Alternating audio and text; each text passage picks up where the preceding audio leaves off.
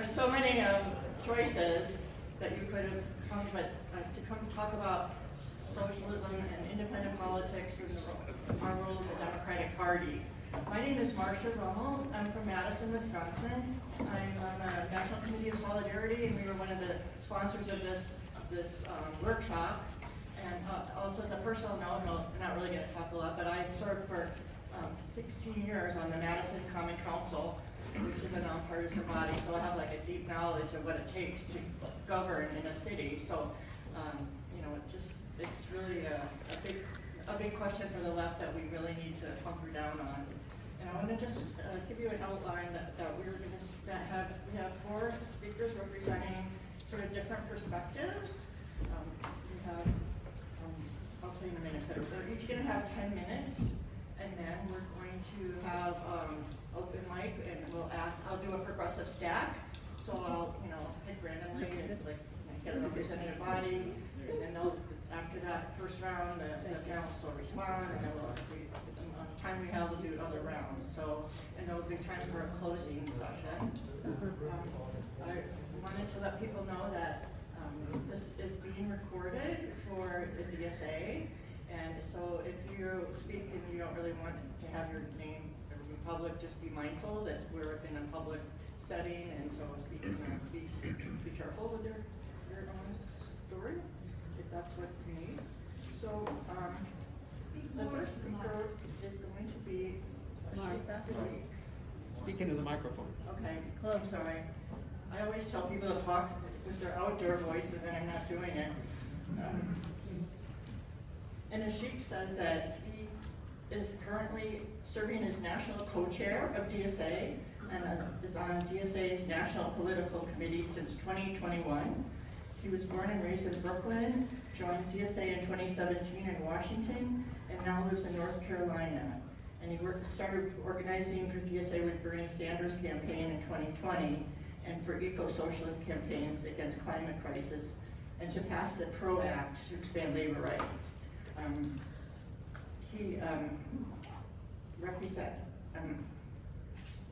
He is also a member of the Groundworks DSA caucus, which is the other main co-sponsor of this, and so we want to thank him. And I think I'll go through the introductions, and then we'll let this panelist speak, so that I don't have to come back and take up all this space. So the next speaker is going to be Howie Hawkins. Howie is a retired Teamster in Syracuse, New York.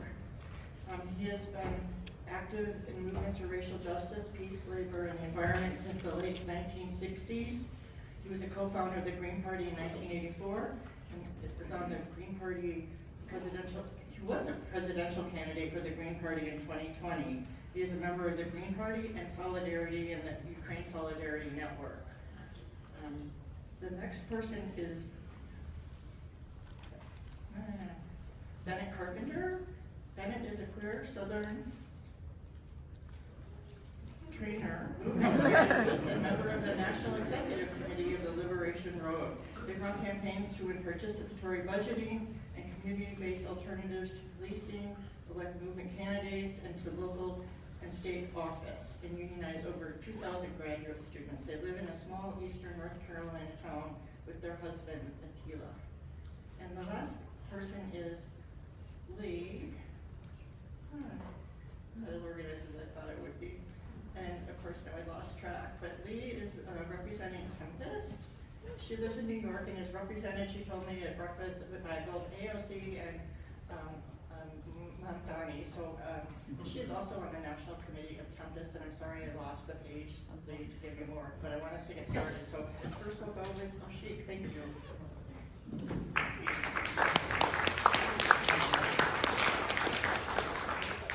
All right, thank you for organizing this panel. It's really good to be here and great to see a full room on the last morning of the conference. My name is Ashik Siddique. I'm currently serving as co-chair of Democratic Socialists of America, and I'll speak a bit about. So DSA is a Big Tent organization, and in this room, actually I'm curious, how many of you are members of DSA? Okay, fair number. How many of you are members of any other socialist organization? Okay, great. So it's really good to see the diversity of the room reflect the diversity on the panel. We're all figuring things out on the left. Like I joined DSA in 2017, and I'll speak a bit, in regard to this question about how I've seen DSA's trajectory sort of shift around the questions we're talking about over the 8 years that I've been a member. We're a Big Ten organization. We represent perspectives from, people who, have the goal of realigning the Democratic Party to, thinking we need a clean break with the Democratic Party to, what we call a dirty break. The idea that we kind of just keep organizing until we're forced out or can break with it. I'll describe a bit what I think has been kind of the status quo, kind of hegemonic perspective within DSA, which is called the party surrogate model.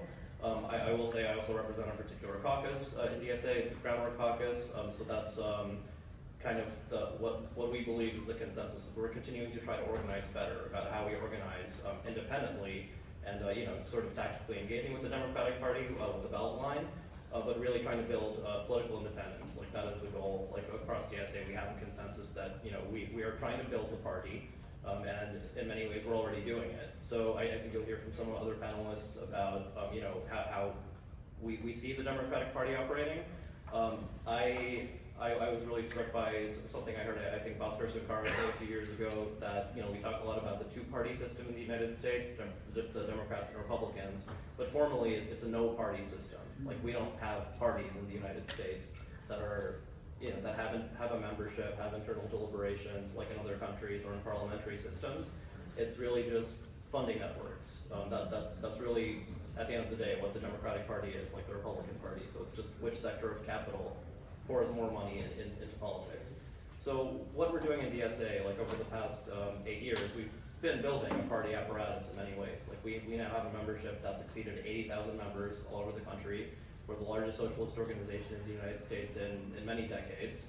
And we're building our own membership democracy. We're dues funded, so we have the ability to be increasingly independent in ways that our electoral program reflects.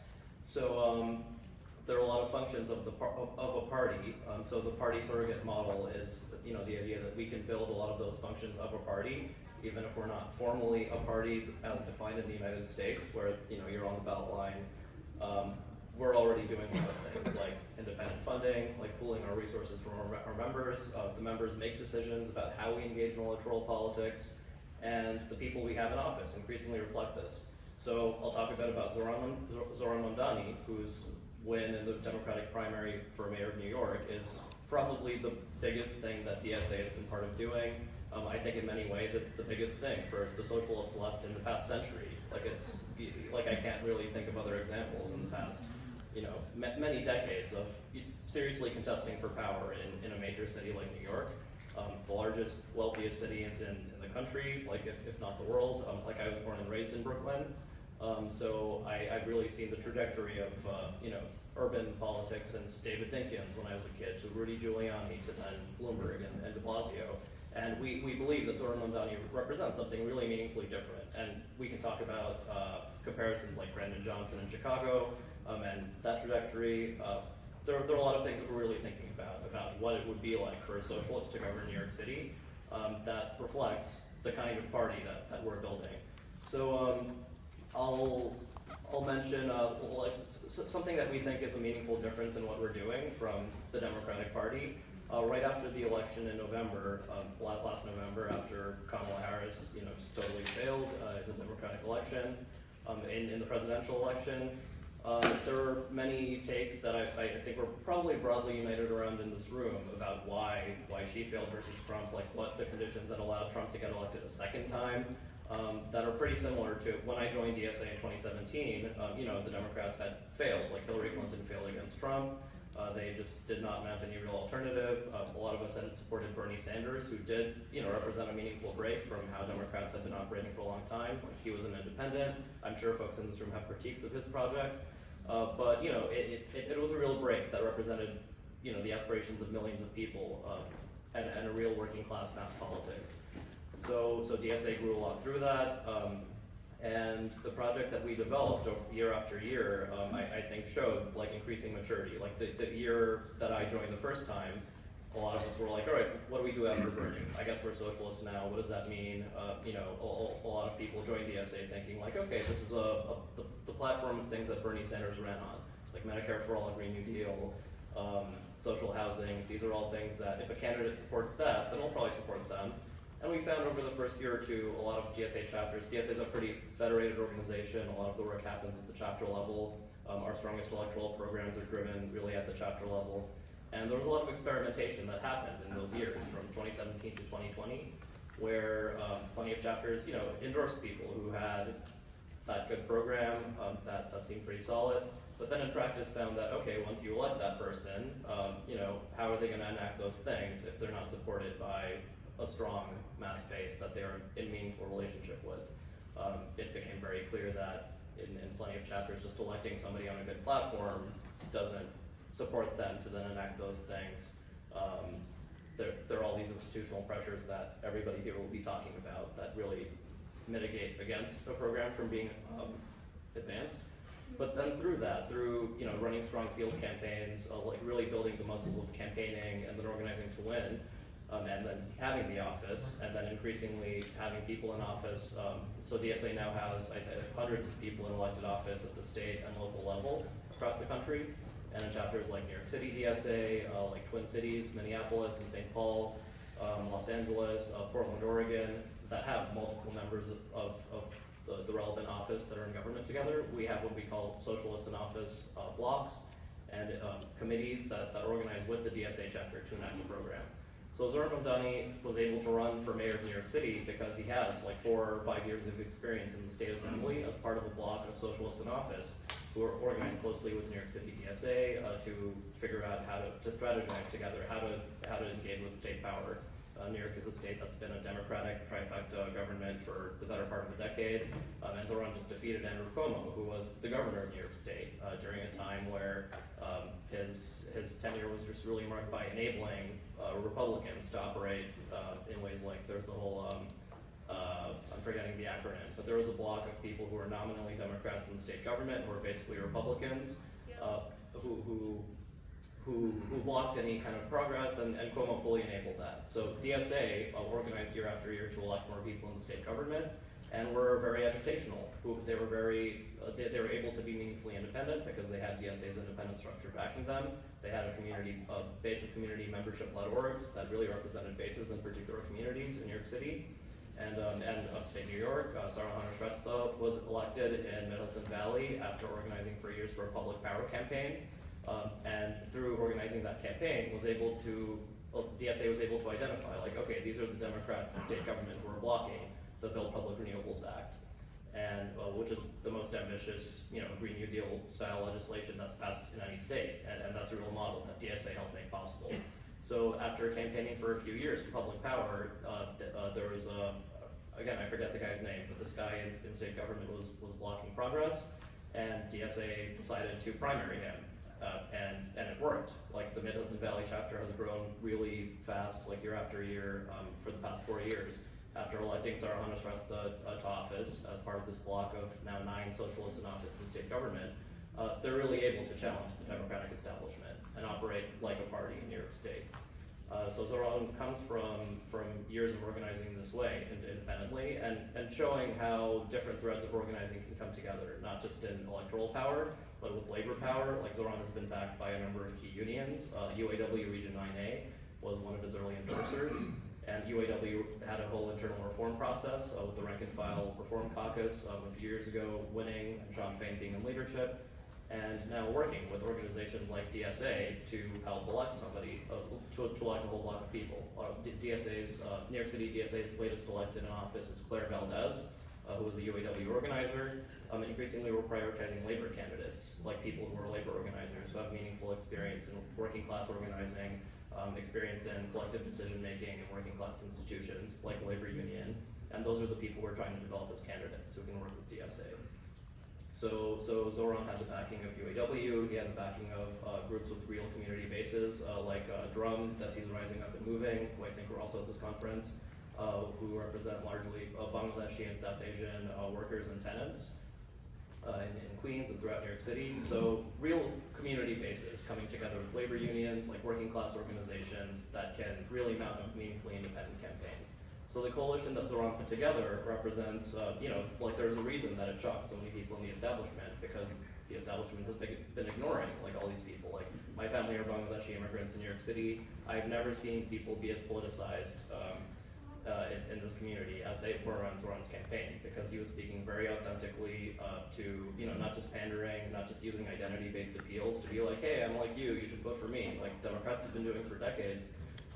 It represents a real platform based on working class needs for free childcare, free public buses, rent-frees, municipal grocery stores. Just a very simple platform to meet cost of living needs, and really campaigning in a way that connected with people like very authentically. So these are things that DSA helped make possible, and it shows the multifaceted strategy that we are pursuing to wield state power, to contest and wield state power, to use strike power from labor unions like UAW and others. DC 37 public sector union came out early, and DSA members helped make that decision internally.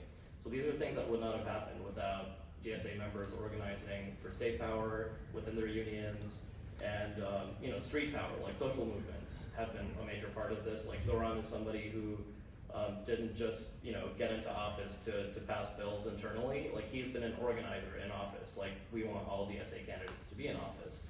He did a hunger strike for weeks with taxi drivers who were on strike, and helped them win major debt relief. He's been showing up, organizing in direct actions like civil disobedience, like BPRA in New York was one, in part because there was just all this tactical flexibility, like not just lobbying internally for a bill, but doing protests, doing mass town halls, like really organizing deeply to help pass this, and being very agitational against the people blocking it. Like naming class enemies is also a very important part of this. So yeah, over 8 years of organizing, yes, mostly through Democratic primaries, we've been able to experiment a lot in how we pursue electoral campaigns, and we've really matured and developed as an organization about how we function like a party, even if it's not a formal party, with a ballot line. We're able to, really challenge capitalists who run the state, and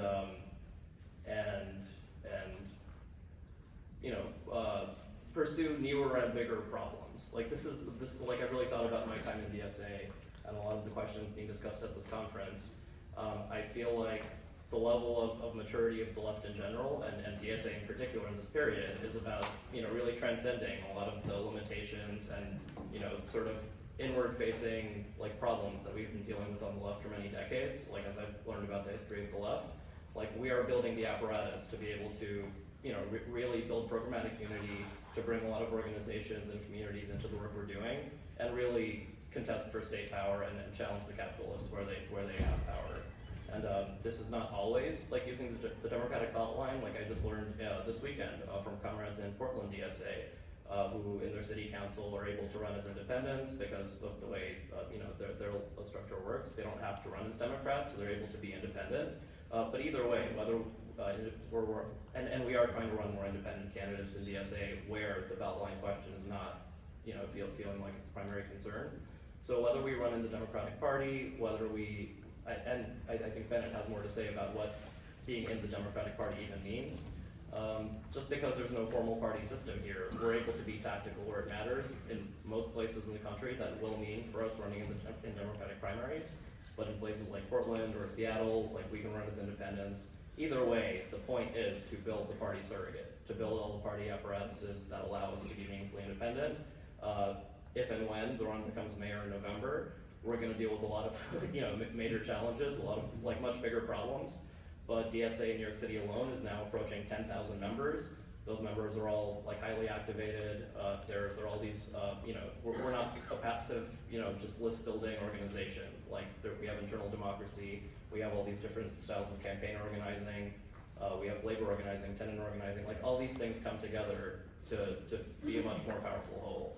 So when Zohran is mayor of New York City, we'll be able to organize hundreds of thousands of people into the project of governing the wealthiest city in the country and confront capital where it matters to win major reforms that will raise expectations for workers, that will raise expectations for, for people all over the country. Like, there's a reason that this has motivated and excited so many people in this period, because most people did not think this was possible. Many people in DSA did not think we could win the New York mayoral primary.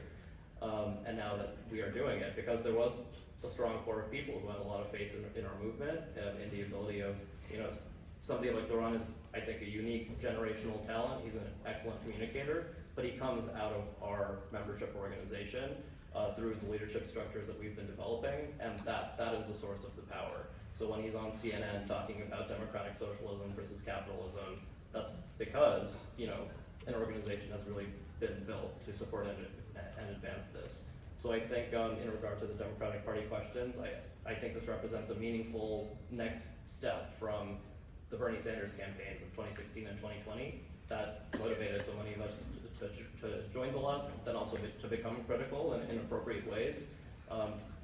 We're no longer reliant on just individuals like Bernie Sanders just being idiosyncratic and able to hold the line in particular ways. Like, we're now building the organization that can support Zohran, that can support, I can name so many other people that represent the theory of change that we're building. We can have people like Zohran all over the country, and we have the organization that's building that. So, thank you.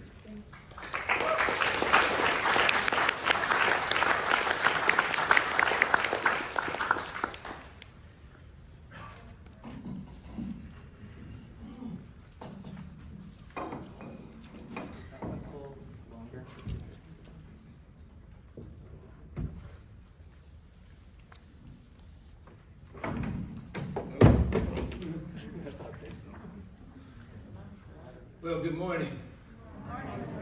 I'm Howie Hawkins. I was a Green Party candidate for president in 2020. I was drafted. I really didn't want to do that, but I think the question we face today, it's a political paradox. American people are progressive on the economic questions for sure, and on the social questions to a surprising degree. Yet we elected a far-right president. It's a political paradox. And I looked at this polling data, from the election. There's an article in New Politics, current issue, called A Political Paradox. How the hell did we elect a right-wing president when the majority of voters have progressive leanings? And so the question is, how do we organize that progressive majority? And my case is, we got to do it independently. We need to be an opposition to the two-party system of corporate rule. The Democrats don't know how to fight the right. I mean, Clinton's triangulation, pathetic Joe Biden with this pathetic bipartisanship with the party that tried to overthrow his election.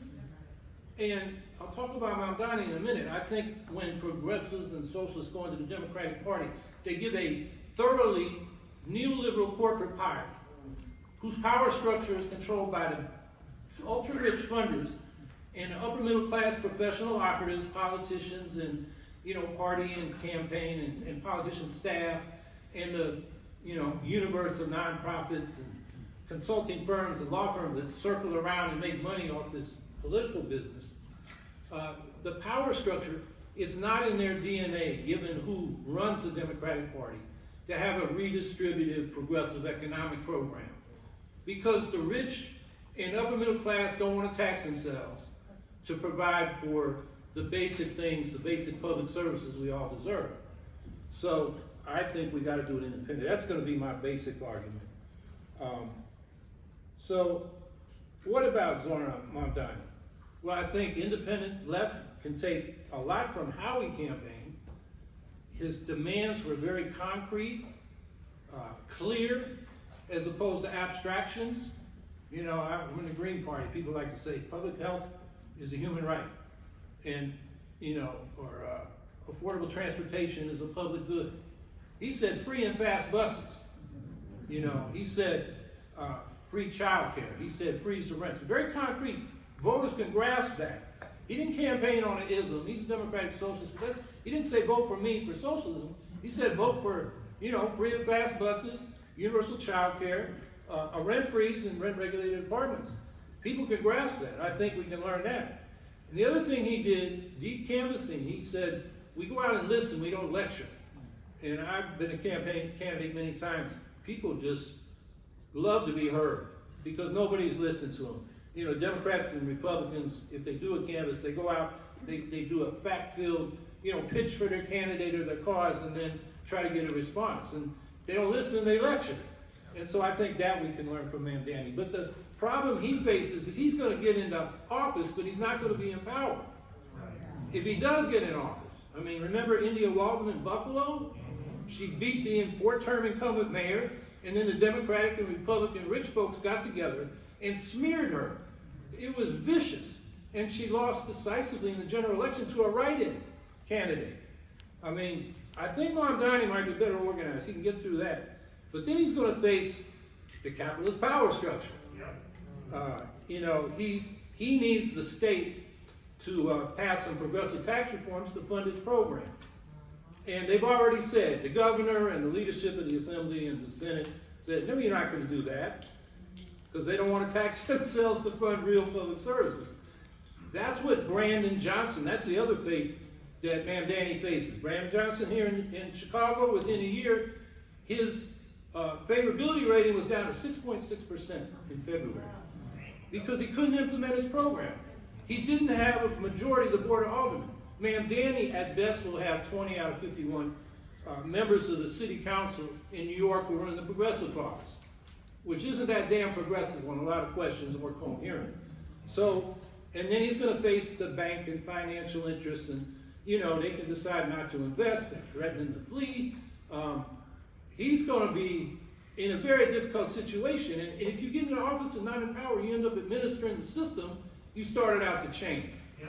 So, you know, one thing I think we can also learn is that as an independent left, we should go for legislative positions and not try to take the executive power till we have the power to carry through our program, which means legislative support and also movement in the streets, so to speak, to counter the extra parliamentary power of the capitalists. Their power is private because of their control of the economy and control of the major media. So, I don't want to, I'll leave that on Mamdani. Now, another point I want to make is that we underestimate how successful third parties have been in American history. You know, in 1829, the first workers' party in the world was formed here in the United States, the Working Men's Party in Philly and in New York and other cities, Boston, and they elected people in their first election. They were called the Workies. And they split apart because of factionalism, but their demands, like for the 8-hour day, for the abolition of slavery, for women's suffrage, and other demands like that were carried forward by the Liberty Party against slavery, the Free Soil Party, which more emphasized the homesteads on public land, free homesteads on public land. The Liberty Party had, or the Working Men's Party had that. And they defined the debates in their period, from the 1830s to, you know, radical Reconstruction. And then the Farmer Labor Populist parties, the Greenback Labor Party, the People's Party, they defined the issues that we have to debate in this country. The rise of corporations, the need for public utilities, the 8-hour day, they kept fighting for that. Greenback, you know, monetary policy and expansionary monetary policy that, you know, helped relieve debt at that time. And then the Socialist Party carried through a lot of demands that the populists were making. In 1936, the communists said we're going into the Democratic Party, and most of the labor movement and a lot of the left followed them. The Socialist Party, the last sort of independent party of any size, followed them in the 50s and 60s with this realignment strategy. And the independent left has not reemerged since. You know, I mean, there are a lot of us here at this conference, but, you know, in the big scheme of things, we don't have a mass-based independent left. And I think we got lost in the Democratic Party. You know, there have been post-new left efforts, Peace and Freedom Party, People's Party, Citizens Party. They tried to build it out of a presidential campaign. Didn't work. One thing the Greens did is they went out and organized locals and started electing local people. And I think that's one reason why we have persisted despite terrible organizational problems. I don't have time to go into it. But to wrap this up, and I've got about 2 minutes left, I think it's time for us to get back to the first principle of socialist politics, which in 1848, Marx and Engels wrote this letter to that committee of the, I guess it was the Communist League, saying, we got double-crossed by the middle class in the 1848 revolutions. They aligned up with the business and landed elites and sold us out. We need our own party to speak up for ourselves. And so independent working class political action. And there was a period until that Popular Front policy where, and for a lot of independent leftists since, voting for the Democrats was like crossing the picket line. Yeah. We got to get back to that situation.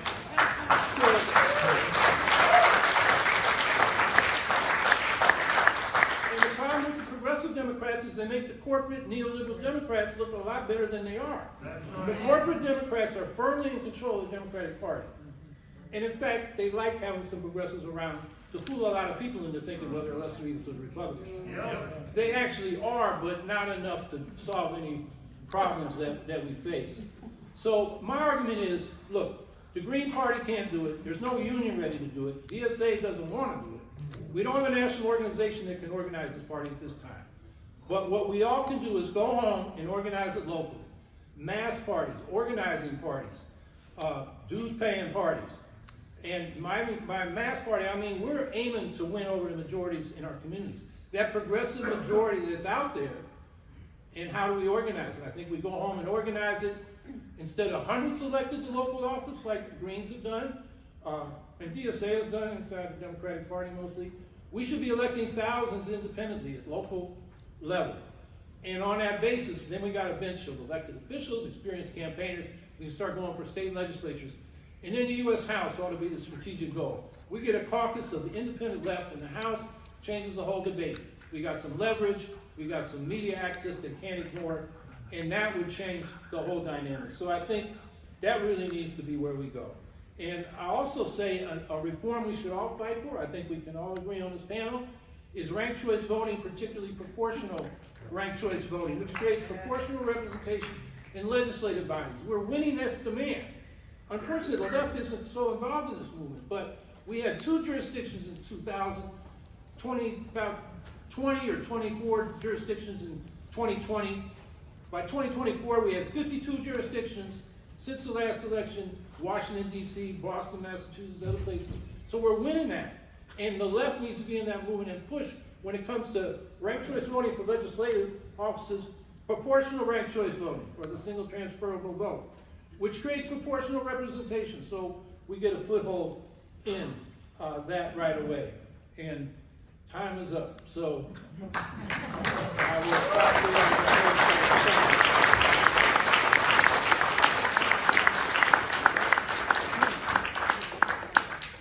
Thanks to the comrade who brought me coffee. We can't do it alone, y'all.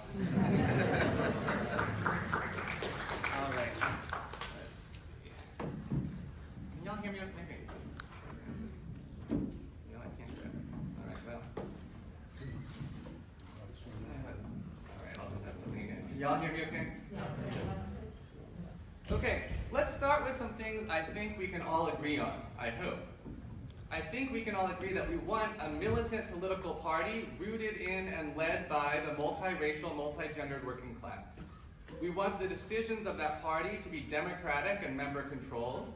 We want that party to collectively determine a people's platform with bold and visionary demands. We want that party to select a slate of candidates who are pledged to uphold its platform and who are accountable to the party's membership.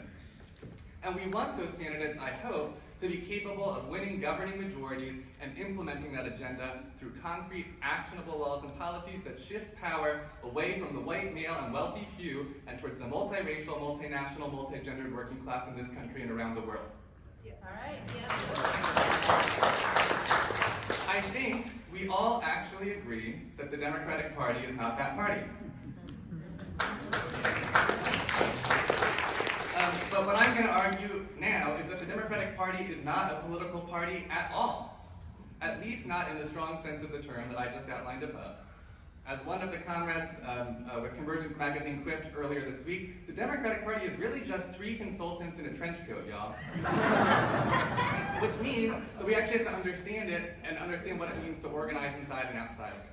So, with my time today, I want to explain why the Democratic Party is not a party, why attempts to build a new party by gaining independent access to the ballot line will generally just reproduce the same non-party party structure, and how an inside-outside strategy can work that contests inside the Democratic Party, really just as a terrain of struggle, while actually building the party as an independent organization outside of it.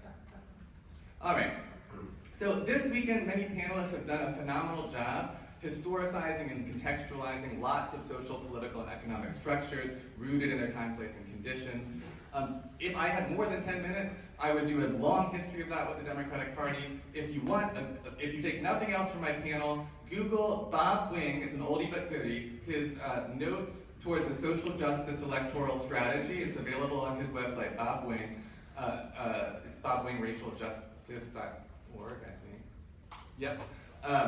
Which will give you that history, and was one of the things that convinced me that we need to change my thinking on the party. Okay, but in a nutshell, brief history. Our peculiar 2-party system with its electoral college and its unequal system of representation in the Senate emerged, among other things, out of the 3/5 compromise and other mechanisms that were designed to give power to a few wealthy white slave owners in the South and to their wealthy white capitalist equivalents in the North. And they were designed to give power equivalent to the population of those territories while depriving and disenfranchising the vast majority of the population of those territories from actual political participation, including first and foremost black people, both enslaved and free, but also non-black people of color, indigenous people, women at the time, and at that time, most poor and working class white men, most propertyless white men, as well as many religious minorities, right? So at that time, the 2 parties were not really parties, they were good old boys networks of these white, wealthy men. And like all good old boys networks, they were not collective. This was highly individualistic structures where people made decisions not accountable to any kind of collective process or political platform. Over time, we fought to democratize those systems, enfranchising many more people, although we are seeing those gains attacked and rolled back right now. And we also sought to democratize the party system and those good old boys networks using many mechanisms. We can't go into all of them. For my purposes today, I want to focus on one.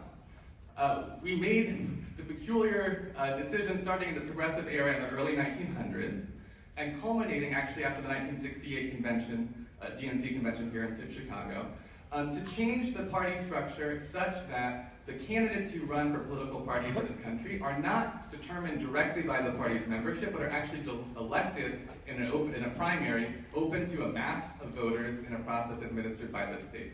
Very peculiar structure, unusual almost anywhere in the world, and one that arguably actually made the system ultimately less democratic, because while well-intentioned, it meant that you no longer had like the one power that local parties might have had, which was the power of members in those parties to actually vote on and select the candidates, was taken away, which disincentivized participation in the parties at that local level. I'm not saying the parties were perfect, they were political machines, but they had membership and contributed to the hollowing out of that party system as part of the broader hollowing out of civil society in this country that is described, for example, in that book, Bowling Alone, about the decline of kind of mass participation in organizations.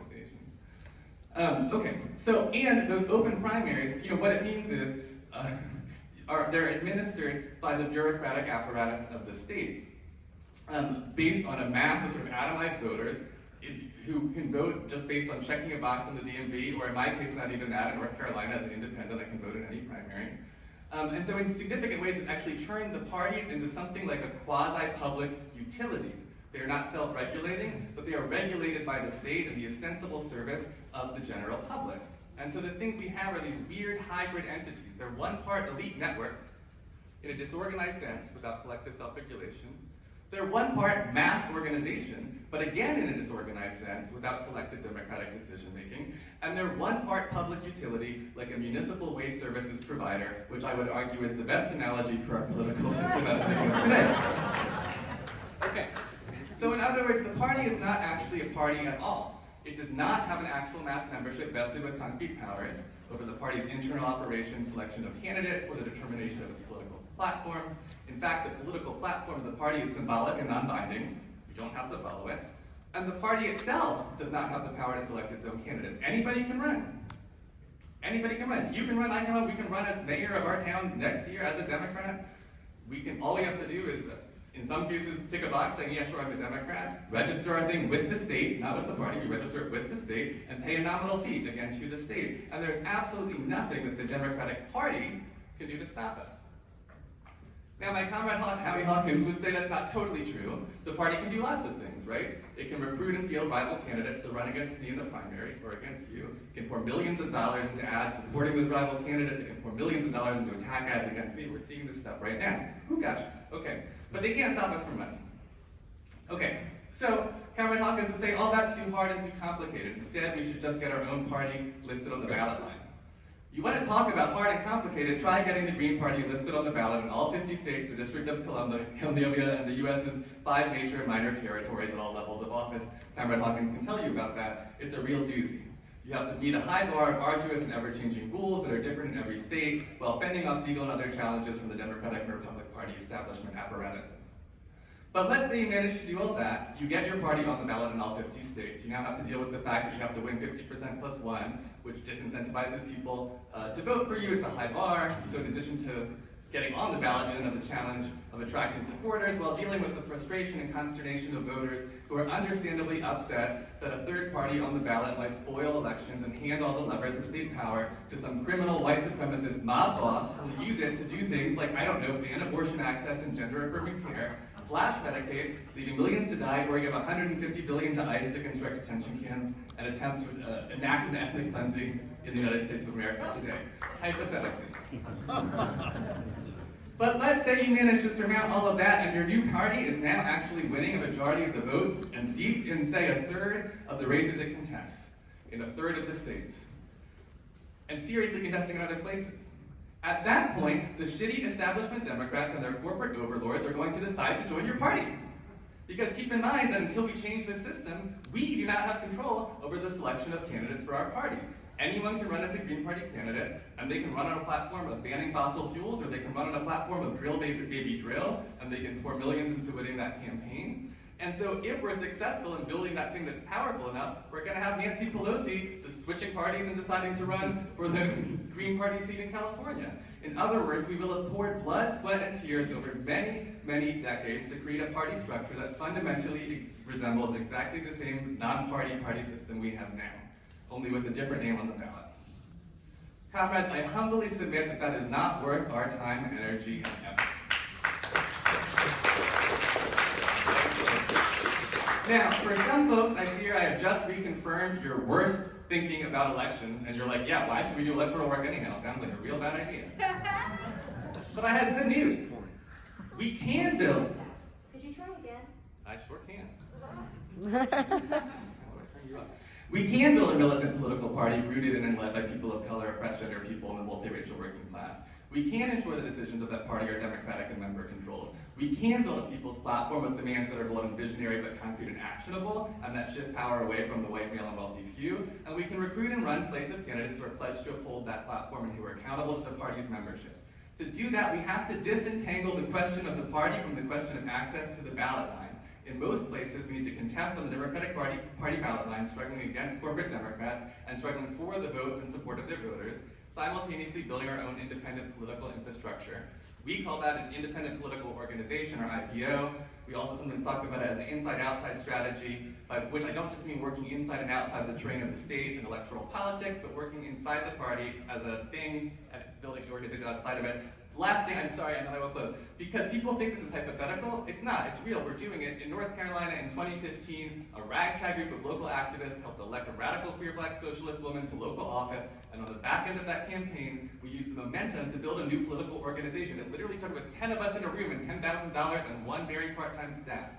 In the 10 years since then, In the 10 years since then, we built a local independent political organization, Durham for All, which scaled into a statewide political project, the Carolina Federation, which last year ran the largest voter contact operation in the state of North Carolina, the 6th largest in the country, had 850,000 conversations on the doors, and while that was not enough to defeat Donald Trump, unfortunately, it was enough to break the Republican supermajority in North Carolina, electing the Democratic governor, winning the state Supreme Court race, all of which was crucial to defending our access to medical care, abortion access, gender-affirming care, justice for immigrants, and other critical battles in our state.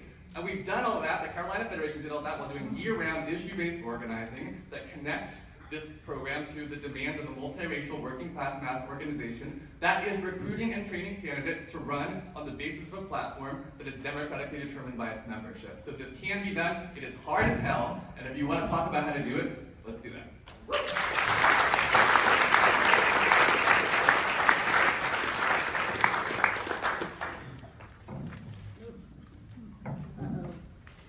going on here? Great. Hey comrades, my name is Wengraf. I'm not sure where my introduction ended up, but I'm with Tempest. I'm an activist in New York City, and I come from the commie corridor of Queens, New York. So have, as Marcia said, right kind of in the heart of the left-wing electoral campaign. And I want to speak, first of all, to that an important thing that I think has not really been emphasized, which is that Mamdani was elected because of the stakes of what we are facing in the society right now. We are facing a genocide in Palestine. We are facing literally the kidnapping and detention of immigrants in this country. We are facing rising authoritarianism. These are and we are facing cities and working class people grappling day to day to live and to get by, which is exactly why Mamdani was so successful in running on a platform of affordability, running on a pro-Palestine platform. But I want to start here because I think it underscores the terrain of what we're facing right now as a left and as socialists and so on. Because I think that this excitement and the support for Mamdani not only points for the potential to organize, but points to the real desire for change, and it gives us an opportunity to talk seriously about what kind of program and whether this is a template or a model for us to begin to organize in this very urgent time. And so that's why I want to start there. And I want to just sort of say, first of all, that for me personally, and I don't know about this, the analogy of voting for Democrats and crossing picket lines. I don't know. I don't think that that's really what the question is about. I don't think it's a question about what we do as individuals in a ballot box. I also don't think necessarily it's an argument about whether objectively a Democrat in office, particularly a left Democrat, is better or worse than any others. Clearly, the candidate from Durham is a progressive choice. Clearly, Mamdani is a progressive choice. But what I want to argue here, just in the few minutes I have, is what should we, as the left, as organized members of unions, community groups, and so on, where should we be focusing our sights and organizing our forces? And I want to put forward that to achieve the reforms that that the elected officials who we are excited about, rightly so, to achieve those and go further, I think requires so much more than the ground game and the electoral focus strategy that we have in front of us. So there is an argument, and to say that there is an argument to which I'm sympathetic to, that there is a need to see Democrats in office, that there's harm reduction, that there's an immediate, that if we get 1 inch closer to some of these life-saving reforms, if we get 1 inch closer to with a politician that calls for an end to the genocide in Gaza, that actually is a meaningful step, that this is a meaningful step for us to invest our time and energy and forces in. And I would say that unfortunately, that is not the case, and that building, focusing our campaign and focusing our efforts and sinking roots into a campaign that gets behind this is not actually going to do what it takes, for example, to stop the war in Gaza, and even to win some of the other reforms that someone like Mamdani and the other left officials are putting out. And so I think that the stakes, I want to really talk about what the stakes are, because let's look around, let's look at history and what has actually the reforms that have ever been won, from the social movements to the union movements of the 1930s and so on. This happened through, not only through mass mobilizing, which we see the potential for, but mass organizing and struggle from below. And this may seem like a little bit of a truism, and there's been a lot of discussion this weekend here about that, because no one in this room disagrees with the need for social movements and mass organizing. So I want to say a little bit more about what I mean by that. For example, Susan Kang, who is also from the Commie Corridor in New York, a leading DSA member, wrote a few days ago on Truth Out, Mamdani's ability to enact reforms requires organizing from below. And I think Ashik also spoke to some of this, and I think it's undeniable that this is part of the question right now. But I want to go a little bit further into what does this exactly mean, because I think it is actually insufficient for the left to merely be a place to listen and to be, for some of these issues to be taken into account. That is actually not sufficient for what it's going to take for the left in this country, in this city, to go up against the forces of capital and all of the Democratic Party machine that it is arrayed against. It is certainly a step forward that progressive issues are being taken into account, but that does not actually seek to mobilize the left in the way that I think that we need. The left, Mamdani undoubtedly has the hearing of progressives and working class people in this city, just as left official electeds do in this country. But what we need to do is to go so much further. We have to take all that potential energy that's invested in electoral ground games and do the kind of things that will win this. And I think specifically, for example, to win a cap on rents in cities across the country, it's going to mean rent strikes. It's going to mean organizing tenant unions and that hard work day to day. If we're going to door knock, let's door knock and mobilize people into those entities. If we're going to win real living wages and union rights and so on, it's going to mean organizing unions in our workplaces and building up the unions that we have. If we want to stop the killing by police of people in the street, it's going to actually mean defund and not retreating from that, or electing an official that is going to end up having to administer over a city like New York, the city of capital, where the mayor is going to have to pick a police commissioner and do any number of other things. This is not a road forward for us, comrades. And let's talk about the war, and finally the war on Gaza.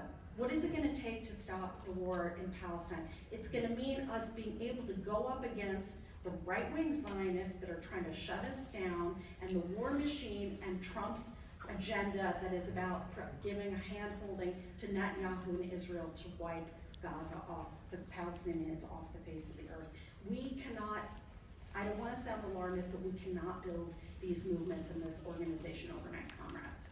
We need to begin to build now something that exists on a different basis, which is about self-activity, about democratic movements for sure, about movements that actually are thoroughly and completely from below, not just an advisory role to the left electeds in power. And finally, I just want to say that I think, am I at time?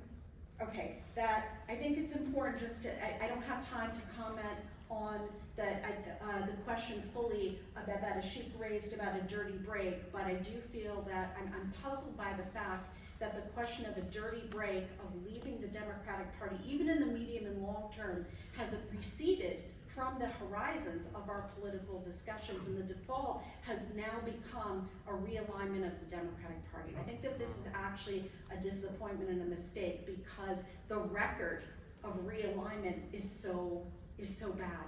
And we only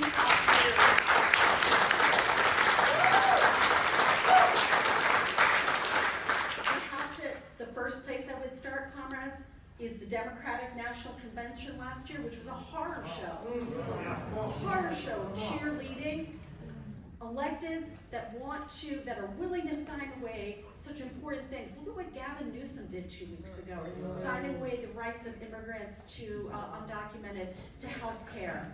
And yes, and I could go on and on. What about AOC, who voted for the Iron Dome?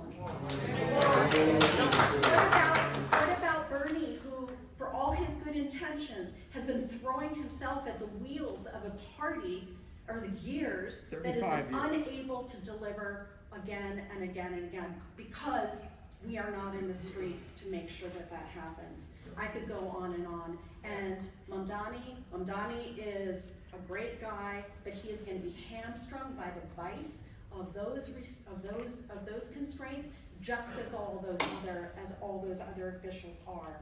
And the record of India Walton to AOC to Bernie and so on. Let's not waste any more time. Let's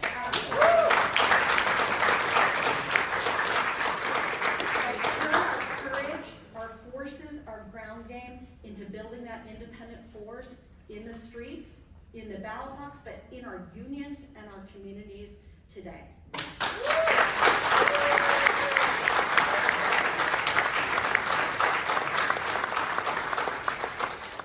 Thank you, everyone. This was a really good start, and I see hands going up because you all been cheering and making noise, so I know you have stuff to say. And I'm going to pick 5 people. You're going to have like 2 minutes, and then we'll have the panel respond, and then we'll do another round. You here in the back with the white T-shirt with words. You with the gray shirt. Way back by the door. That's 5. And Charlie. Hi, thank you so much for Haymarket putting on this panel and all of you presenting your ideas so well. I think it's a seriously delusional statement to say that the Mamdani campaign was seriously contesting for power that we have seen in the last century. No, that was the 1930 strike waves that brought capitalism to its knees and made them implement the New Deal. And the lesson from that is that they did not have a clear political alternative to then be governed by. I think that the expectations that people have of progressive candidates in power that are elected, but then in power cannot deliver anything close to what they can, that is what has made Trump the lesser of 2 evils in the current political crisis, precisely because he identified himself completely out of that establishment. So I think that Bennett's comment about progressive strategy over the history, of early 20th century has made us less democratic is the main reason that we can't go to elections to have our focus. What we need to do is focus on unions where people can organize around the dire economic conditions that they now face because they have absolutely no other choice, and connect that to the mass movements that are happening, and that's the only way forward.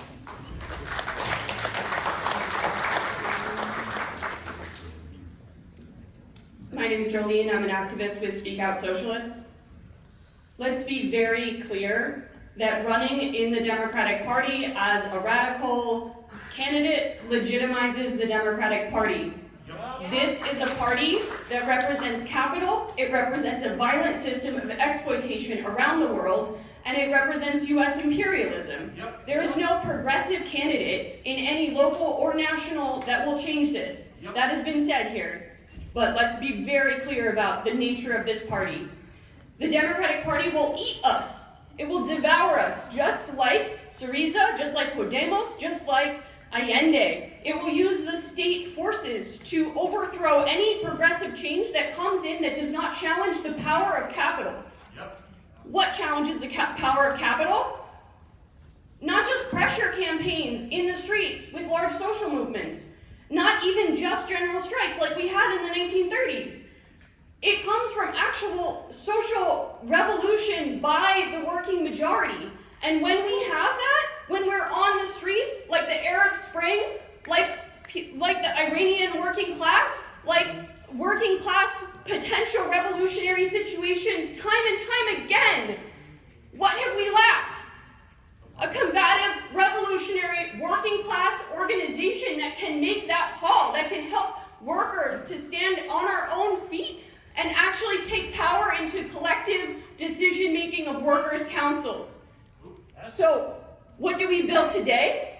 We can talk all day about using the elections or how we navigate electoral situations, but the problem is that we're facing a massive social crisis, that there will be massive social movements. And when that happens, do we recruit workers who have led strikes to just be candidates? To reform an electoral system that stands on the premise of empire? No, we don't do that. We recruit workers to a revolutionary perspective that says we fight on our own basis, and we fight to collectivize the decision-making of our struggle at work, and that also means to challenge the power structure. I will leave it there.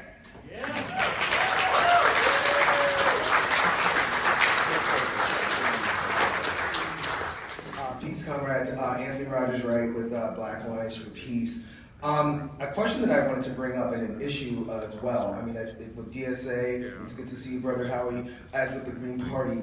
There definitely is an issue with reaching out to a plurality and gaining the trust and the camaraderie of a plurality of Black folk, right? And it's something we have to talk about with both of your formations, because I mean, I don't seem to understand why there isn't like panic about the fact that a working class candidate, as you named with Mamdani, did not win poor and working class voters in New York and got trounced with the Black vote. And my question is why would Mamdani then go run to someone like fucking Al Sharpton, right? Like, instead of Charles Barron, who he served with in the assembly, Charles Barron, who beat the Black misleadership class until Hakeem Jeffries pulled his bullshit. So like, what's up with that, and how, like, when do we actually have this conversation? DSA, especially in New York City, y'all have issues, there's tension with y'all in like the larger Black community, and to some extent, lesser extent with like the Green Party, so that's one issue. Second issue is like, Howie, I really would like you to speak on the fact that your Green New Deal was co-opted by DSA and the Democrat Party, watered down, doesn't even use the term fossil fuels, and is not an eco-socialist approach. I think it's very, very important to talk about that contradiction. And then finally, we're talking about building independent parties. There has to be accountability. Where was the accountability for Ocasio-Cortez when she voted for the Iron Dome, when she broke up a railroad strike, and when she lied to the entire world here in Chicago?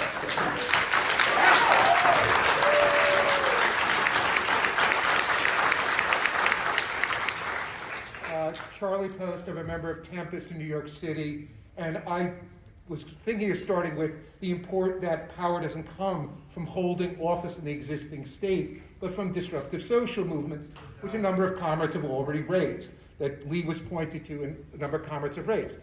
Now clearly, as Lee said, we are far from capable of, in the short term, launching the sorts of movements and disruption that's going to be needed to win anything. And to put most of our energy into rebuilding that activist layer in workplaces and communities is central. Now, in an independent electoral politics could play some role in that. I think that most of us would agree. We're not yet at a point where most people have rejected capitalist parliamentarism. However, the idea that we can somehow use the Democratic Party to prepare for a building of an independent working class party in this country is illusory. And I think that Lee made the point of people 5-6 years ago were talking about the dirty break. In practice, though, almost everyone who participates in these Democratic Party politics on the left ends up pursuing a realignment policy.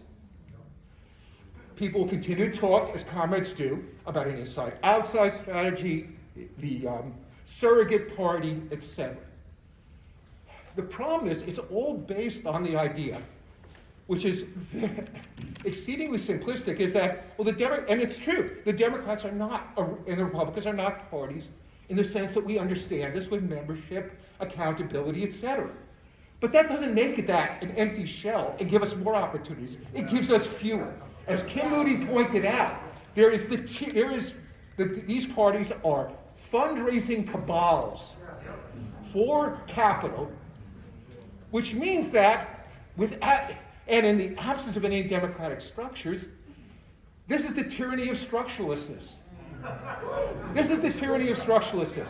And what happens is, several years ago, some of our comrades wrote an article and pointed out that people were talking about a dirty break or surrogate party, that party would have to be able to do three things: openly criticize other Democrats, hold elected officials accountable, and try where possible to make the break. None of that's happened. That's right. None of that has happened. Mamdani, AOC, etc., will not criticize other Democrats. AOC has publicly embraced Pelosi, Biden, etc., as has Bernie and almost every other member of the squad and of other DSA elected officials. We have no ability to uphold these people accountable. DSA refused to discipline a member who voted for the Iron Dome, even before AOC. Let's not forget, Jamal Bowman not only voted for the Iron Dome, but visited Israel, and DSA, despite calls from a significant minority of its membership, did nothing to discipline them. And finally, there has been few, if any, real attempt to run independent campaign. And that's why, despite all the talk about a middle way between the clean break and realignment, comrades who pursued this Charlie, beyond their own that's intentions 3 have minutes. ended up in realignment politics.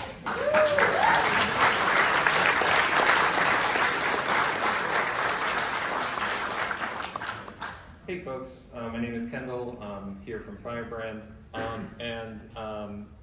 What I want to say is that politicians like Zohran Mamdani and AOC, Bernie Sanders, are the sugar that makes the poison of the Democratic Party go down.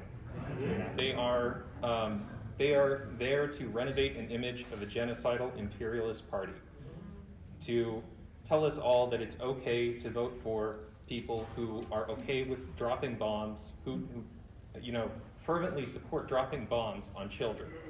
These are the people that they are telling us are going to save us, are going to protect us from Trump, and that's just not true.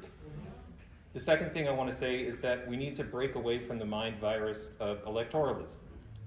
A party that we're going to build that's really going to change the world is not going to be primarily electoral. The system, as it is today, is a bourgeois democracy. It is a democracy of capital.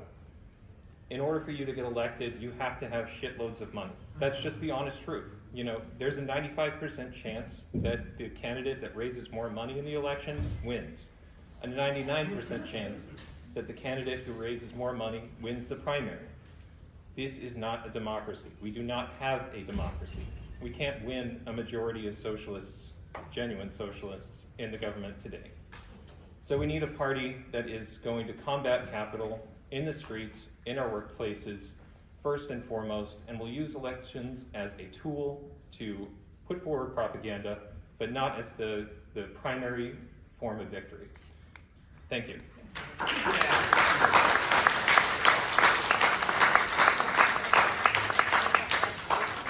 Before we take the next round, I want to see if the panelists have brief responses. Is everyone going to talk more than 2 minutes? We're going to run out of time, so let's all be mindful of the time you have to go. Okay, should I go ahead? You want to start with Lee? I think we were doing it in reverse, yeah. Okay. I just have, so I'm going to make this really fast. So I appreciate the comments from my comrades in Stand Up Socialists and Firebrand and so on, but I also want to say that, and I don't want to put words in people's mouths, but I don't think that we are going to be able to win people to the confidence that they need to begin to organize by also deriding their choices for having voted in the ballot box. And I want to say that because it is understandable that people put their faith in someone who says, vote for me and I will deliver for you, because this country has the attack on working class and oppressed people has meant that people have been, their confidence in their own self-activity has been ripped apart. We have to begin to rebuild that politically, socially, and so on, which is why I started and said it's not about what you're voting for, it's about where are we going collectively. And I do think that in the kind of investment and the ground game and so on into what's unfolding in the lead up to November and all these other campaigns, I do think that's a mistake. I'm a revolutionary socialist. I want to see socialism, I want to see capitalism ripped down and put in place as something different, but I want to be clear-eyed that there is only one way to get there, and that is our own organizing, starting essentially where we're at and from the bottom up. I was going to say something about Mamdani and on the question of race, because I think it's important, but I don't want to take up time away from the panelists, but I do think that, you know what? I'll just save it for the wrap up. Sorry, comrade. Hey, I'll try and be quick too. First of all, I totally agree we need to rebuild militant mass membership organizations in the working class, in our workplaces, in our communities, among the movements of racially oppressed people, among the movements of gender oppressed people. I think to be very clear, I don't see these as alternatives. Like either we're building electoral power or we're building power in the workplace or building on our community. We have to do all of these things all the time collectively.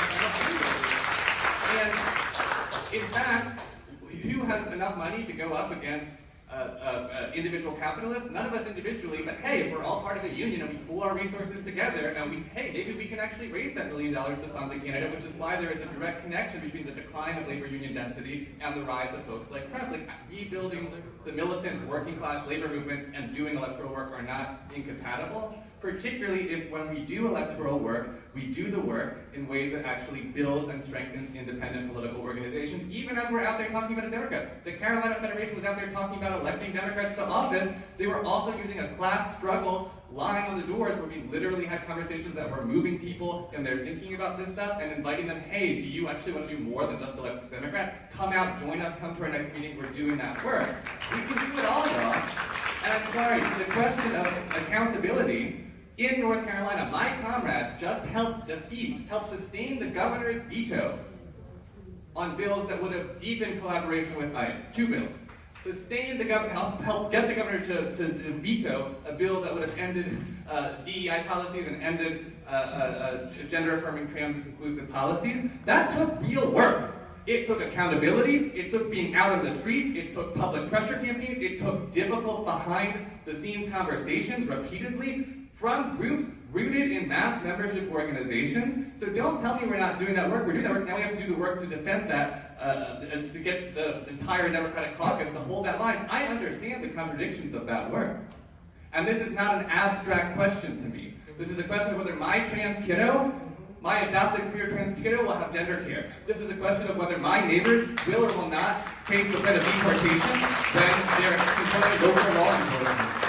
So we can actually do something about that. We are doing that work. I want to shout out CMBRNC, another great group that I know folks involved with, who's doing now scaling up their immigrant defense work around the country, using it to recruit folks, doing wage theft campaigns where they actually win back like tens of thousands of dollars in wages, and then using that to politicize folks, say, hey, what would it take to change that? And those people get fired up and become the folks leading their electoral work, helping throw down to elect the labor commissioner in North Carolina who can make a difference around that, and using those conversations on the doors to bring people into a militant mass member organization. So these are not contradictory things. That's all I want to say. Thank you.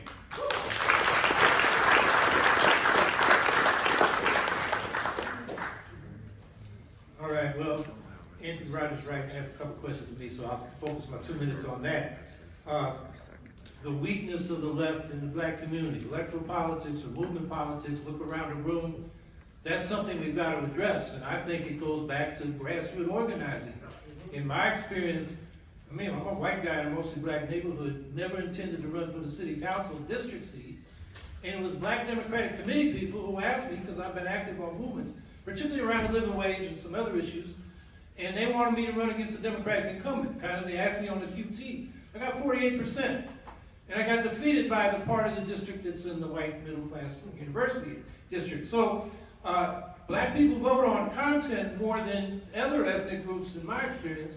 They vote, you know, they keep putting up black conservatives, and the community votes against that. So it gets back, and what I'm calling for is us going back home and organizing independent, local mass parties. I don't care what the label is, I'd like it to be the Green Party, whatever. And once we got a mass base, then we can come together in a national party, because there's no national organization right now willing or capable of doing that organizing from a national center. So I think that's an important issue we've got to address. And, you know, I'm saying we can organize a progressive majority into an independent political movement, but part of that is, you know, doing it at the grassroots. The thing about the Mamdani campaign that has the potential to do that, where he came up short in the primary, is that deep canvassing where you go out and listen, ask people what they're thinking. In my experience, man, people, some of them just pour their hearts out because nobody's listened to them again from the party. So that's my thought on that. And then the Green New Deal, yeah, that's why, you know, AOC took it, went into, Pelosi wouldn't put it on the agenda. In the Senate, McConnell said, oh, we'll put y'all on the record. And all the Democrats voted no or abstained. They called it a trick. They had to vote for the Green New Deal because they didn't really believe in it. But what, you know, has come now from AOC and people like her with their little Green New Deal pieces of legislation is more neoliberal Green New Deal than what we called for in the Green Party. That was our signature issue until AOC and them took it up in the Sunrise Movement. You know, and we were talking about major public ownership and planning in order to make this and plan this complicated transition to 100% clean energy and zero carbon emissions. So that's why in 2020 I ran on an eco-socialist Green New Deal to distinguish. But I don't want to surrender the Green New Deal because it's very popular with people. They just start into the weeds, and we gotta, you know, put that socialist content into the program. I see it as like a transitional program because it provides some socialist solutions, not a whole socialist system, but people will support those solutions on their own terms. So, I'm out of time. Yeah.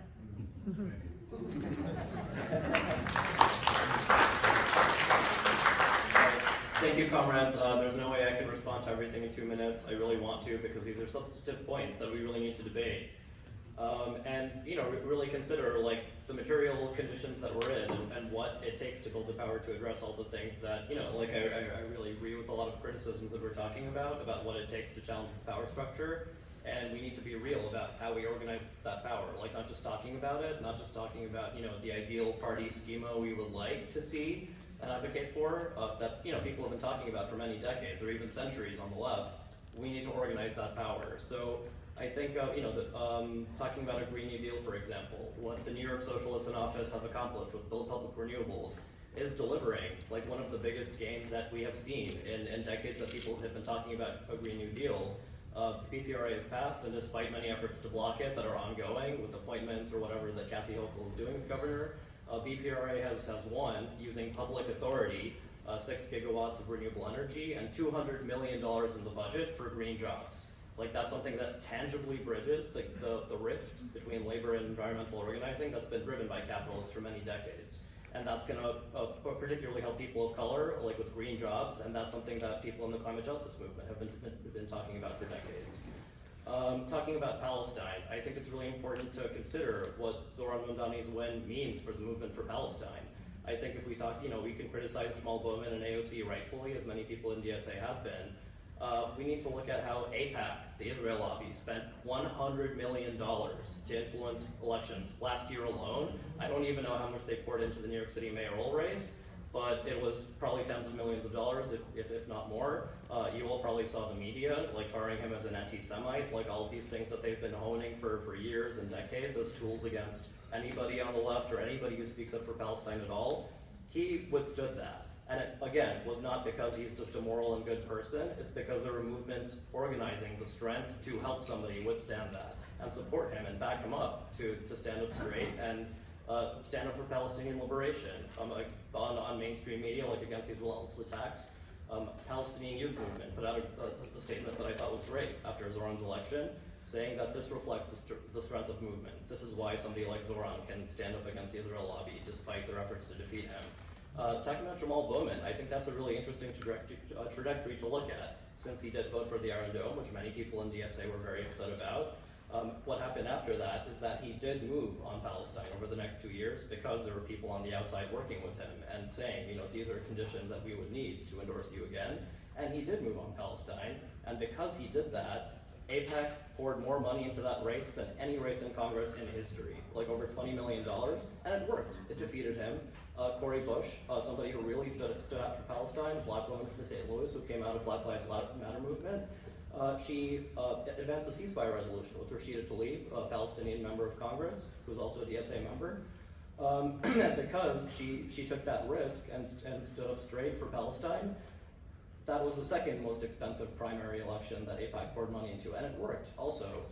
She lost by, I think, only 6 points, which I think could have been winnable if more people in the movements like stood up to organize with her in St. Louis, as DSA did. I think we ended up being 90% of our ground game in St. Louis, or organizing with communities to say, against all these lies that are being spread, all this misinformation about Cori Bush, here's why she's standing up for the people of St. Louis, for a Green New Deal, for Palestine, for social housing, all these things.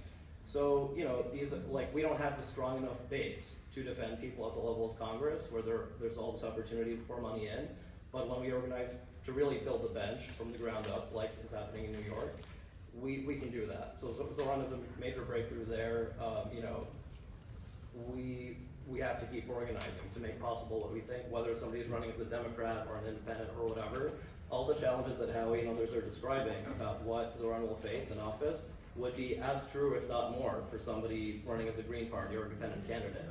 Regardless of the ballot line question, we have to organize state power, street power, strike power together. I really agree with the comrade who talked about the strike wave in the 1930s. Like, I did not mean to say Zohran is the only important thing in the last century at all.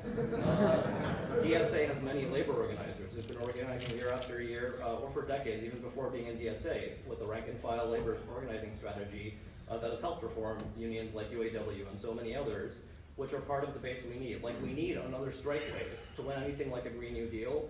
We need to organize in ways that are as powerful as what happened in the 1930s. That has to happen again to win anything. So our electoral program has to reflect that. And I also want to, respond to just before my time.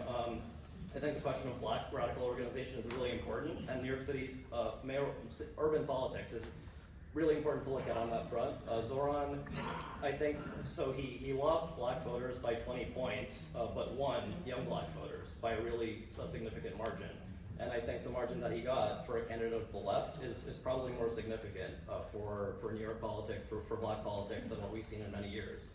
Zohran is going to replace Eric Adams, who's been the cop-in-chief in New York City as mayor. He got elected with a lot of working class support from immigrant communities, from black communities in New York City.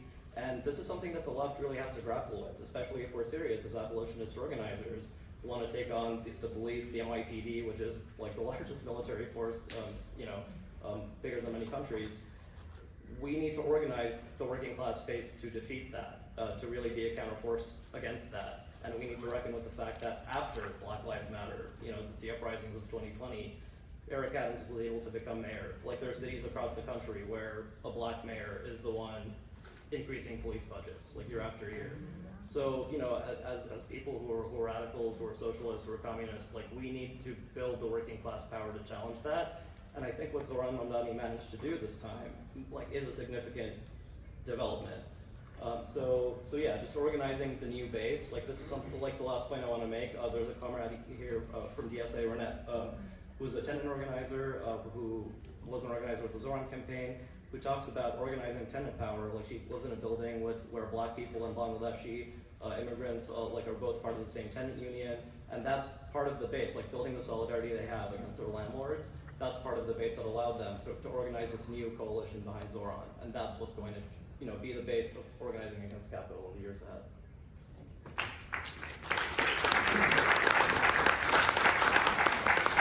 Well, I see so many hands, and we have like 5 minutes, so unfortunately, I think we ran out of time for floor debate, and I'm so sorry because it's an important discussion.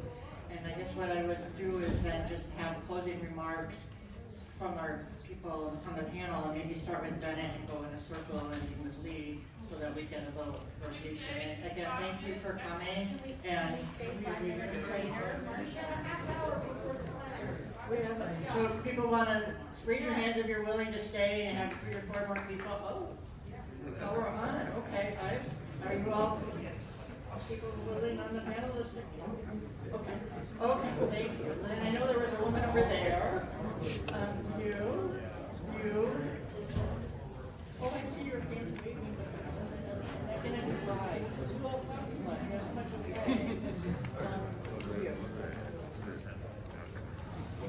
Thank you. Hi, I'm also from New York City, and I've been a public employee in New York City for 26 years and involved in 2 of the larger unions in New York City. And I speak to that part of this. Of course, I agree that you don't have to necessarily counterpose union organizing with electoral strategy, but in the reality, it is constantly counterposed, and it is a direct barrier often to organizing.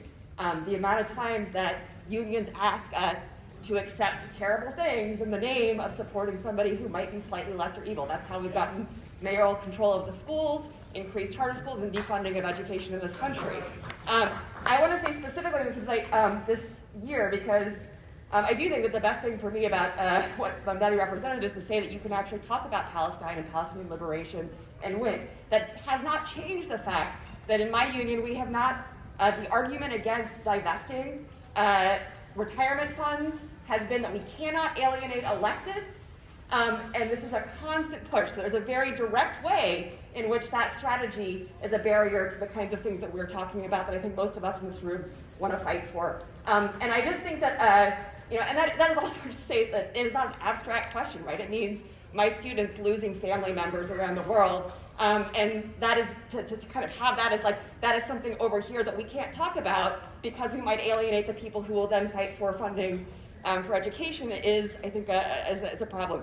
I don't know if people have read, and I'm going to misquote this, but Omar Al-Khadd's One Day Everyone Will Have Always Been Against This, which is an excellent book, but I think there's one point that he makes, that when you have a moment when opposing genocide is something that is not something you can publicly say or will be publicly said from the stage because of the pressure around electoral politics and all the kind of funding we know exists to attack people, then you have to start wondering whether you are changing the party or is it changing you? And I think that is the key question.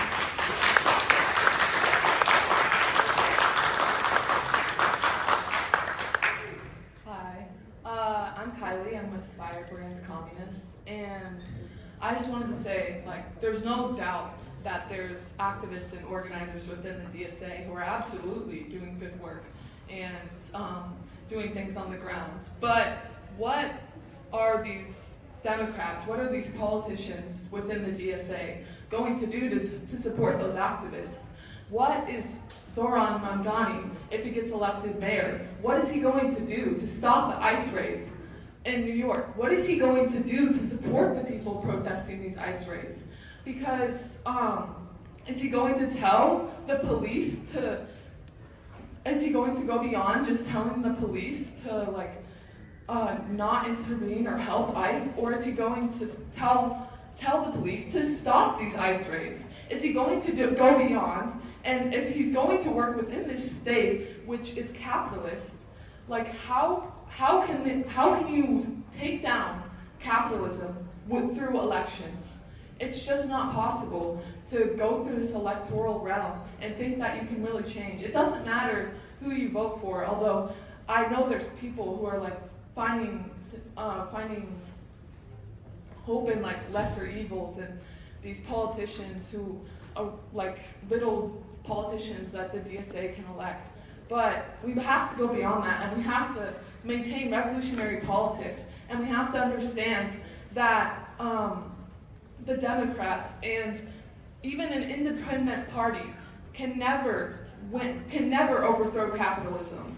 And that's the most important thing that I think we have to remember, because even the Green Party or any independent party could never overthrow capitalism without a revolutionary mass action of workers.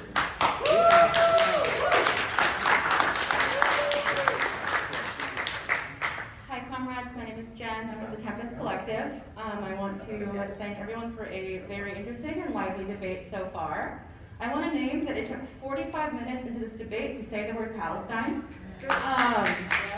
Because I think that we all know that Solidarity Palestine is indigestible to the Democratic Party electoral system. I think that co-optation and neutralization of the working class movements is the MO of the Democratic Party. Electoral collaboration makes co-optation much more likely. I think that the Democratic Party historically, in recent history, if it can't absorb something, it rejects it. I also want to raise that the Democratic Party disciplines its elected officials, right? Like AOC has clearly been disciplined by the Democratic Party on things that she can say and raise, and they withhold, I would say it's a real party because they withhold positions from progressives, right? Like not even radicals, but progressives, if they don't fall in line on various issues of that the Democratic Party finds crucial, like support for Joe Biden, who is a long-term supporter of genocide. I also want to say that liberation does not lie in realignment. No one is coming to save us but us. Hey, my name's Howie with GRS, Greensboro Revolutionary Socialists. My question is why do we keep talking about how we can use the Democratic Party to make these changes instead of running independent candidates? And we keep talking about how we can't get these new parties into the fold as an actual legitimate party. Why aren't we just using the independent candidacies to essentially be that? It's just independent, but we reframe the narrative of what an independent is. We run our candidates through independent movements completely besides the parties, and using those to the mic, amplifying our social movements and putting it on the big stage, reframing the gotcha questions into actual things that we gotta get done, and putting spotlight on all the issues that are going on.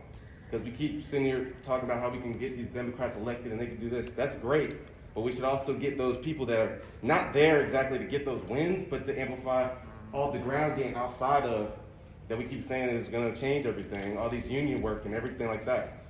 We can use those people to amplify all of that. And then we can eventually get the Green New Deal and all that good stuff done, I think. Why are we not talking about independency?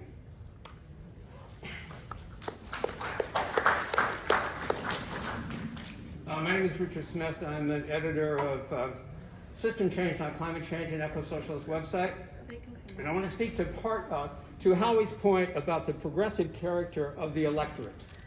And I'll just give you a few numbers here.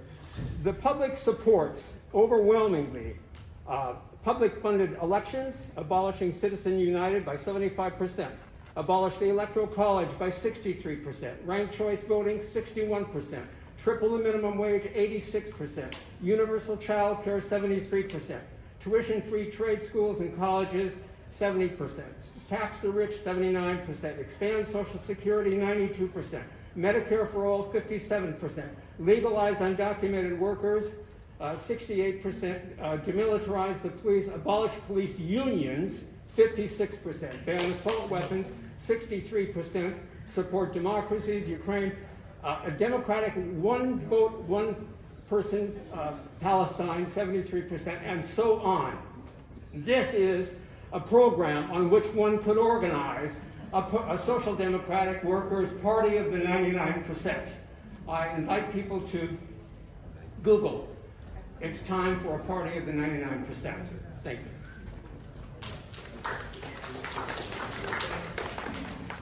Hi, my name is Jackie. I don't have an answer, but just in terms of listening over the weekend and this sort of debate around electoral or revolutionary, you know, there's this saying about how do you eat an elephant, and it's one bite at a time. And I don't know that we're in a place for, I don't know that we're in a place to really have a military revolution. We are outnumbered, like that's the reality. Secondly,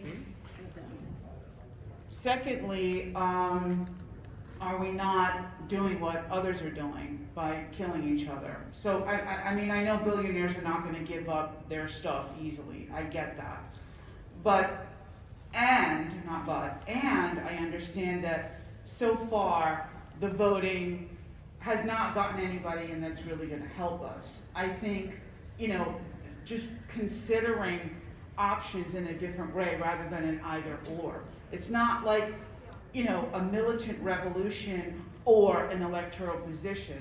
I do agree that we need to, you know, come together in communities. And I just have to say, I currently live in Florida. Yes, please feel sorry for me. And, you know, trying to get people together as a community, I think, is what can move us forward. That's it.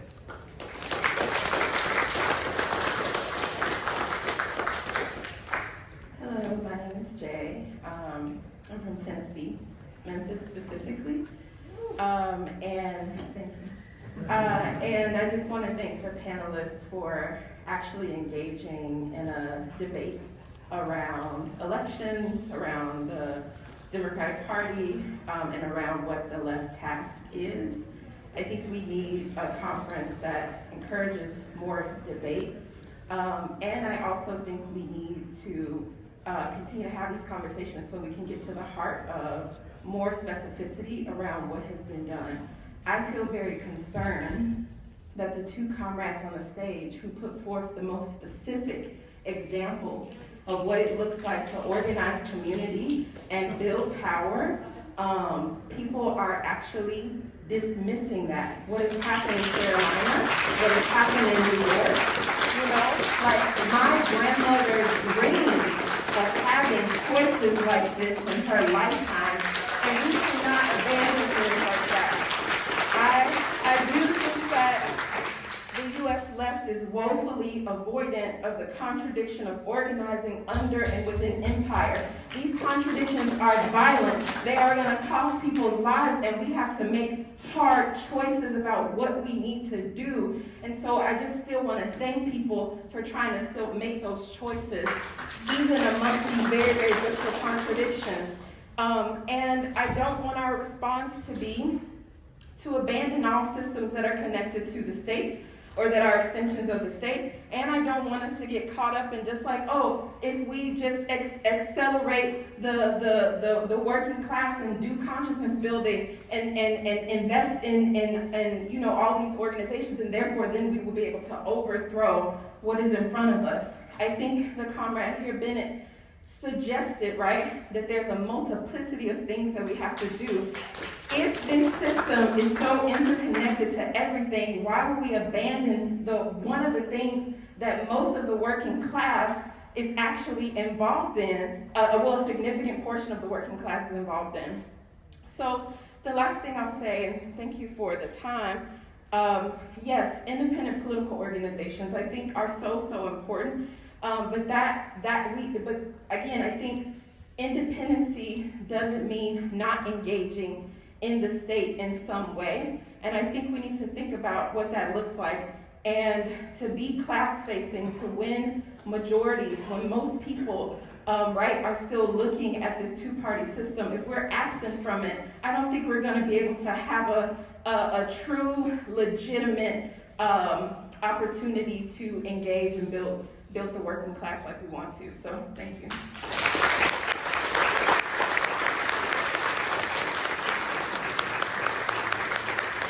Thank you, comrades. I'd like to now have our panelists close with a couple, 3 minutes each, and Again, thank you for your time and for choosing this, and our work is ahead. And we'll start with Bennett, go this way, and end with Lee.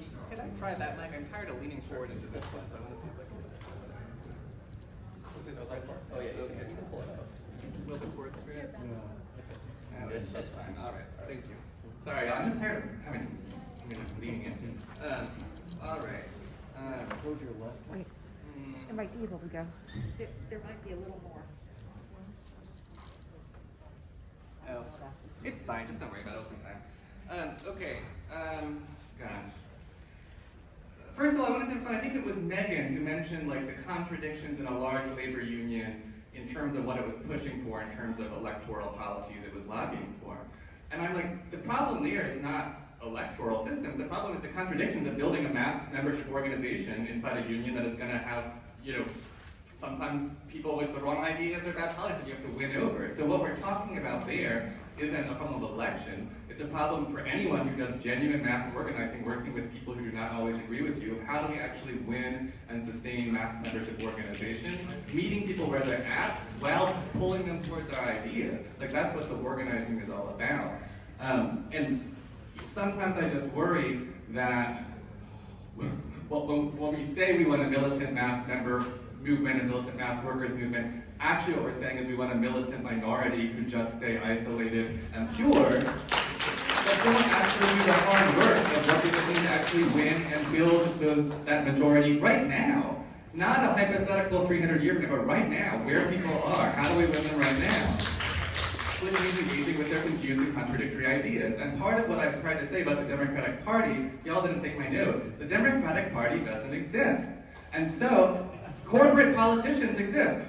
People pouring millions, AIPAC exists. Individual shitty establishment people exist. And if we're going to build a party that can win 50% plus one of the vote, we are going to have to figure out how to deal with that, how to isolate the backwards forces in that thing, how to win people over, how to build our own power, how to combat that. That's the work of organizing. If there's one thing you take from this, abolish the term the Democratic Party as a term we talk about, because it's just confusing our analysis and our strategy.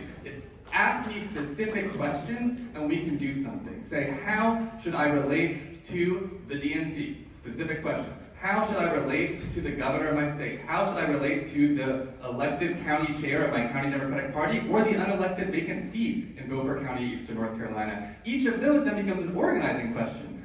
How do we map? Where is that person ideologically in an alignment and in terms of their power? And do we need to isolate them? Do we need to win them over? Do we need to steal their base from under them? Those are actual concrete questions. When we talk about the Democratic Party, people revert to magical thinking and reification where we think we've got some lizard people in a room. Y'all, I've been in the rooms. I'm telling you, they are not actual lizard people. Some of them are pretty slimy, but they're not lizard people. So, and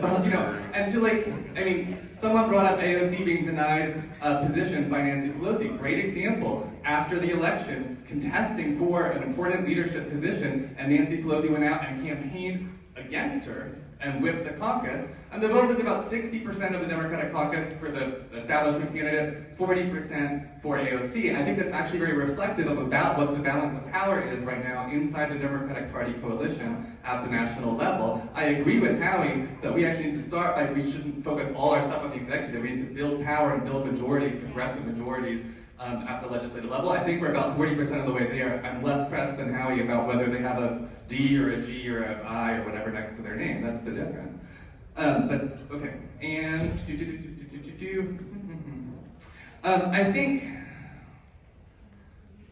people raised, and then I'll close here, but people raised some really big questions about what does the transition to socialism look like in our country. One of the comrades said we don't live in a democracy. I don't totally agree with that. We live in a flawed and imperfect democracy that generations of people, workers, people of color, black folks, queer folks, women, have fought to progressively change and transform and make better, which is hard. If we're talking about, and so I think sometimes we try to apply the conditions of 1917 Russia or 1930s China to the US and we misapply some lessons. I say my organization is Maoist, y'all, but what we take from Mao is let's look at the concrete contradictions under our time, place, conditions. Let's talk about it.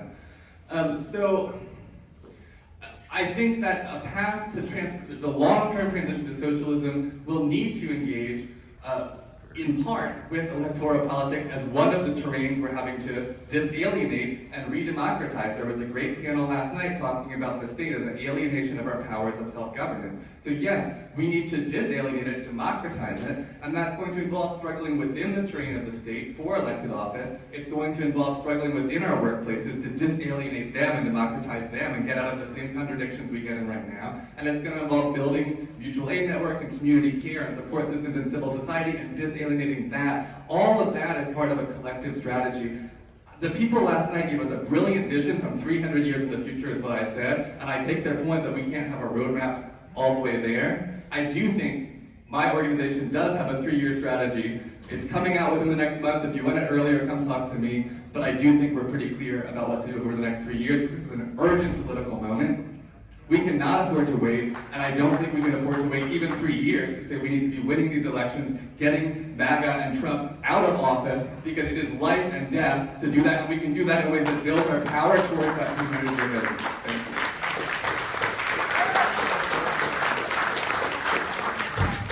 I hate to remind people that, oh, it's your turn? Oh, is it me next or is it Howie? Howie and then Ashik and then. Okay. Okay. I hate to remind people, but there is a Democratic Party. The public knows about it. They have an opinion. The favorability of the Democratic Party is an all-time low. It's lower than it is for the Republicans. It's in the 30%, and 60% disapprove of it. So it's not our job to rehabilitate this mess. The party of genocide, Genocide Joe. I mean, what are we doing associated with that? We need our own identity as an alternative, and people are looking for that. Well, on the question of movements versus electoral politics, I would like to emphasize that, you know, in a recent period, we've had mass movements pop up, and, you know, we didn't get what we wanted from the Democratic Party because they could take us for granted. The war in Iraq, mass demos, most of the Democrats voted to go to war. Occupy, Obama ended up coordinating the suppression of Occupy. George Floyd, you know, that movement kind of got steered into the Democratic Party, and Biden increased federal funding for police forces. And you go through most of the cities, and the Democratic Party locally basically said yes to the movement, but then no to actual reforms. Now, the other thing, so what I'm saying is, without an electoral alternative, so that threatens the votes of those damn Democrats, we got no leverage. They're going to take us for granted. But electoral politics has won reforms that I don't think we reject. You know, the radical Republicans, you know, the Reconstruction Acts after Lincoln abolished slavery. Lincoln, by the way, was a second party candidate, not a third party candidate. The Republicans had the second highest number of people in Congress for 2 elections before Lincoln ran, which is talking about, you know, emphasizing that we need to build up and not build this thing out of a presidential campaign. But we, you know, abolition, 8-hour days, Social Security, you know, third parties had a role. And in the 30s, people talk about the strike wave. There was also the threat of the Labor Party between the Progressive Party and the Farmer Labor Party in Minnesota. In Minnesota and the Progressive Party in Wisconsin, they had 2 governors, 4 senators, and 13 members of the House. Plus, there were hundreds of local elected officials, some state officials, and a couple people in Congress from the Socialist Party, local labor parties, local progressive parties around the country. Roosevelt in the DNC polled to see what if they ran Floyd Olson against FDR. He was the governor of Minnesota with the farmer labor governor. And Roosevelt would have lost the election. So that's to say that the threat of independent politics, along with the movements, helped get a lot of the reforms we got in the second New Deal, which was Roosevelt's second term. And I would say the question of reform and revolution, don't counterpose it. You go back and read Rosa Luxemburg. The role of revolutionaries is to lead the reform fights.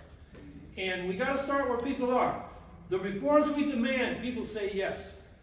If we say, oh, let's have a revolution, people are like, what? What do you mean? So in fighting for the reforms, people will learn that we got to go beyond capitalism And they'll understand, like, question of a job guarantee. You know, it's incompatible with the capitalist economy, and the capitalists are gonna resist it. And then people are gonna realize, we gotta get rid of these, we gotta get the capitalists out of power, otherwise they'll roll back all the reforms we want anyway. So, electoral politics has a role in putting forward the reforms, reinforcing movement demands, and, you know, if we do start implementing reforms legislatively, the resistance of the capitalists and maybe the military sector, then you're in a revolutionary situation. And I will just say, as my last point, I was drafted for Vietnam, I got in the GI movement, we resisted the war from within. That's why Nixon couldn't continue the Vietnamese war. In other words, we revived it. That is essentially, if you guys are talking about revolution, you better learn how to use arms. You better start solidarizing with the armed forces, even your local police. Bobby Seale had people in the Oakland police force who would tip him off when stuff was about to go down. So, a little revolutionary advice.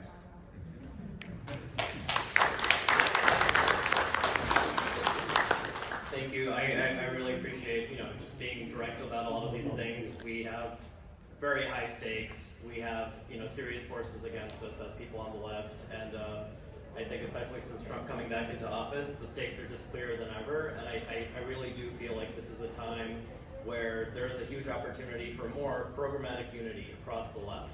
And I think the way we talk about this in movements, like around how many of us talk about Zohran Mamdani, like many of his biggest supporters in New York City, in DSA and in the organizations outside of it, are also relentless critics about, you know, what it would take to really contest power, and that has propelled him to this point, winning this primary, and going forward, the contradictions will keep heightening, and we have no illusions about that. I think that, you know, I want to close by saying what a lot of comrades here are saying, that an independent party should do, that socialist movements should do, are really exactly what DSA is already doing in this period. We are not just getting people elected. The way we get people elected is increasingly, you know, based on accountability within our organization.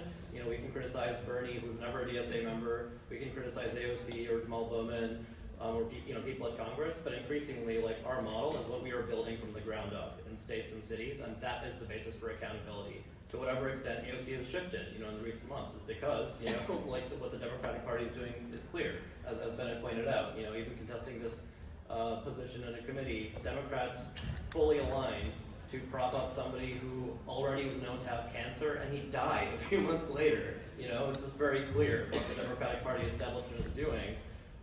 So, you know, I would really point to examples, like, not just, we're talking about Zohran as mayor. For the 4 years before that, Zohran was not just in office, he was organizing as a movement organizer with social movements.